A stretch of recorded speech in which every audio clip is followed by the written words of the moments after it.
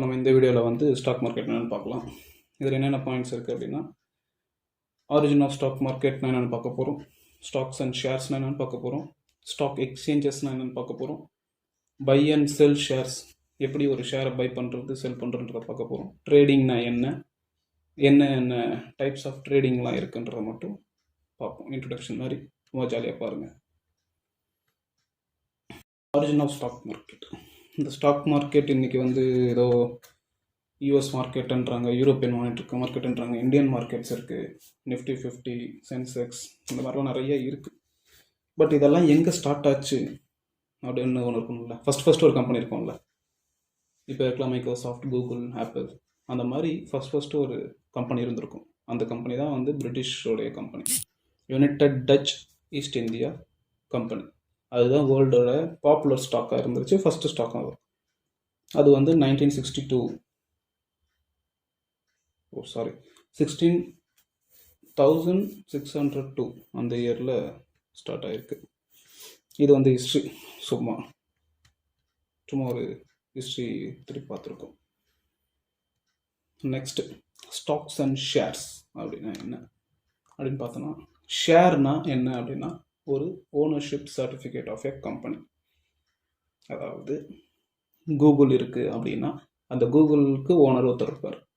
இப்போ நம்மளும் வந்து கூகுளில் இன்வெஸ்ட்மெண்ட் பண்ணணும் அப்படின்னா நம்மளால் மொத்த கூகுள்லையும் நம்மளால் வாங்கிட முடியாது. அவரும் யாரும் கொடுத்துட மாட்டாங்க. அப்படி கொடுத்தா நீங்கள் ஓனர் ஆகிடுவீங்க, அவர் நார்மல் பர்சன் ஆகிடுவாங்க. அதனால நிறைய கம்பெனிஸ் வந்து என்ன பண்ணணும் அப்படின்னா, அவங்கக்கிட்ட இருக்கக்கூடிய செர்டைன் பார்ட்டை வந்து ஷேர்ஸாக கொடுப்பாங்க. அந்த ஷேர்ஸாக கொடுக்கும்போது அதை யார் வேணால் வாங்கலாம், மணி இருக்கிறவங்க யார் வேணால் வாங்கலாம். அப்படி வாங்கும் போது அவங்களும் one of the partner of that company. One of the பார்ட்னர்னும் போது அவங்களுக்கு ஏதாவது ப்ராஃபிட் வந்தாலும் அந்த ப்ராஃபிட்லேருந்து சம் டிவிடெண்ட் வந்து உங்களுக்கு கொடுப்பாங்க. அந்த டிவிடெண்ட், அந்த அமௌண்ட் தான் வந்து ஷேர்ஸ் அப்படின்னு சொல்கிறாங்க. இப்போ அந்த கம்பெனி வந்து நல்லா ஜென்ரேட் பண்ணிகிட்ருக்கு, நல்லா பண்ணிகிட்ருக்கு மீன்ஸ் அதோடைய ப்ரொடக்ஷனும் சரி, அதோடைய யூஸிங் ஆஃப் தட் ப்ராடக்ட் வந்து நல்லா இருக்குது அப்படின்னா அந்த கம்பெனி இன்க்ரீஸ் ஆகும். அந்த கம்பெனி இன்க்ரீஸ் ஆகும், அதாவது கம்பெனியோடைய வேல்யூ இன்க்ரீஸ் ஆகும். அந்த வேல்யூ இன்க்ரீஸ் ஆகும்போது கூட சேர்ந்து அதோடைய ஷேர்ஸும் இன்க்ரீஸ் ஆகும். ஸோ அப்போ நீங்கள் அந்த இடத்துல ஒரு ஷேரை வாங்கி வச்சுருந்தீங்கன்னா அந்த ஷேரோடைய வேல்யூ இன்க்ரீஸ் ஆகும். ஸோ நீங்கள் அதில் போட்ட அந்த அமௌண்ட்டும் இன்க்ரீஸ் ஆகும். ஓகேங்களா? அதுக்கப்புறமா இன்க்ரீஸ் இன் ஸ்டாக் ப்ரைஸ், அதுதான் வந்து demand and supply. Demand and சப்ளைனா ஒன்றும் இல்லை, அந்த ஸ்டாக் ப்ரைஸ் இன்க்ரீஸ் ஆச்சு அப்படின்னா அந்த ஸ்டாக்கு டிமாண்ட் இருக்குன்னு அர்த்தம். நிறைய பேர் அதை வாங்கிக்கிட்டு இருக்காங்க அப்படின்னு அர்த்தம். இப்போ அந்த ஸ்டாக் ப்ரைஸ் வந்து டிக்ரீஸ் ஆகிட்டு இருக்கு அப்படின்னா அந்த இடத்துல சப்ளை ஃபார்ம் ஆகுது, நிறைய பேர் அதை செல் பண்ணிகிட்டு இருக்காங்கன்னு அர்த்தம். ஓகேங்களா? Stock market works on the concept of demand and supply. இந்த டிமாண்ட் அண்ட் சப்ளை இருக்கிற வரைக்கும் நல்லா இந்த ஸ்டாக் மார்க்கெட் அப்படி தான் ஒர்க் ஆகும். ஏன்னா ஒரு இடத்துல ஒரு டிமாண்ட் இருந்தால் தான் அதுக்கான வேல்யூ வந்து கூடும். ஒரு இடத்துல சப்ளை இருந்தால் தான் அதை வந்து நிறைய பேர் விற்கவும் முடியும். ஓகேங்களா? இதுதான் இந்த demand and supply. And stock price changes every day. Last point, ரொம்ப முக்கியமான பாயிண்ட் இது. ஒவ்வொரு நாளும் மாறிக்கிட்டே இருக்கும். இன்றைக்கி வந்து நான் வாங்குகிறேன் அப்படின்னா அது அந்த ப்ரைஸில் இருக்கும், நாளைக்கும் அதே ப்ரைஸில் இருக்கும், நம்ம நாளைக்கு வாங்கிக்கலாம் அப்படின்னு ப்ரிடிக்ட் பண்ண முடியாது நம்மளால். இன்க்ரீஸ் ஆகலாம், டிக்ரீஸ் ஆகலாம். ஓகேங்களா? அதுதான் சேஞ்சஸ் எவ்ரிடே. அடுத்தது ஸ்டாக் எக்ஸ்சேஞ்சஸ். அதாவது ஸ்டாக் எக்ஸ்சேஞ்சஸ் அப்படின்னா இந்த ஸ்டாக்ஸ்லாம் வந்து இந்த ஸ்டாக்ஸ் எக்ஸ்சேஞ்சஸில் தான் லிஸ்டட் ஆகிருக்கும். ஓகேங்களா? Market place for trading of stocks between buying and sellers with broker acting as a intermediate. இப்போ நம்மளால் டைரெக்டாக போய்ட்டு ஒரு ஸ்டாக்கை வாங்க முடியாது, டைரெக்டாக ஒரு ஸ்டாக்கை விற்க முடியாது. அதுக்கு வந்து புரோக்கர்ன்றவங்க தேவை. அந்த புரோக்கர் மூலியமாக தான் நம்ம போயிட்டு ஒரு ஷேரை பை பண்ணுறதோ செல் பண்ணுறதோ பண்ண முடியும். For example vegetable market. Farmer இருப்பாங்க, கஸ்டமர் இருப்பாங்க. அதை எடுத்துகிட்டு வந்து நம்ம வெஜிடபிள் மார்க்கெட்டில் நடுவில் செல்லர்ஸ் இருப்பாங்க, அதாவது புரோக்கர்ஸ். அவங்க மூலியமாக தான் நம்ம அதை விற்கவோ நம்ம அதை வாங்க முடியும். அதாவது கஸ்டமர்ஸ் வந்து அந்த வெஜிடபிள்ஸை வாங்க முடியும். அந்த ஃபார்மர்ஸ் வந்து அந்த புரோக்கர்ஸ்ட்டை கொடுத்து அந்த வெஜிடபிள்ஸை செல் பண்ண முடியும், விற்க முடியும். ஓகேங்களா? Buying and selling happen are automated today and happen through the electronic medium. முன்ன வந்து எலக்ட்ரானிக் மீடியமாக இல்லை. ஒரு 10 to 15 years பேக் போனீங்கன்னா எல்லாமே பேப்பர் ஒர்க்காக தான் இருந்துச்சு.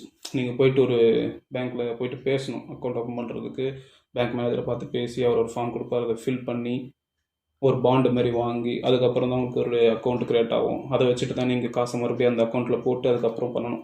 இப்போ எல்லாமே வந்து எலக்ட்ரானிக் மீடியம் ஆகிடுச்சு. இன்றைக்கி ஒரு ஃபோன் இருந்தால் போதும் யாருன்னா ட்ரேடிங் பண்ணலான்ற மாதிரி மாறிடுச்சு. ஓகேங்களா? இந்தியாவில் இந்த மாதிரி எக்ஸ்சேஞ்ச் பண்ணுறக்கூடிய 2 பாப்புலர், ஒன்று என்எஸ்சி, ஒன்று வந்து பிஎஸ்சி. என்எஸ்சினா நேஷ்னல் ஸ்டாக் எக்ஸ்சேஞ்ச், பிஎஸ்சினா பாம்பே ஸ்டாக் மார்க்கெட் எக்ஸ்சேஞ்ச். அடுத்தது வந்து ட்ரேடிங். இப்போ தான் நம்ம வந்து பார்த்தலாம் இன்ட்ரோ. சரி, எப்படி ஒரு வீடியோ ஸ்டார்ட் பண்ணுறதுன்னு யோசிச்சுக்கிட்டு அது பண்ணது. இப்போ தான் நம்ம ட்ரேடிங்னா முதல்ல என்னன்றதை தெளிவாக நம்ம புரிஞ்சுக்கணும். ட்ரேடர்ஸ் அப்படின்னா அவங்களாம் யார் அப்படின்னா, அந்த ஷேர்ஸ் இருக்கும், அதை வந்து ஒரு பை பண்ணுவாங்க, பை பண்ணி அது ஒரு நல்ல விலைக்கு போகும்போது செல் பண்ணிவிடுவாங்க.